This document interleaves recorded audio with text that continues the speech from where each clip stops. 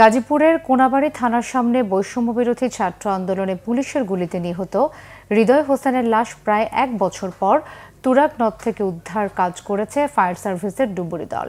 সকাল থেকে ফায়ার সার্ভিসের ডুবুরি দল কড্ডা বাজার ব্রিজ এলাকা থেকে উদ্ধার কাজ শুরু করে।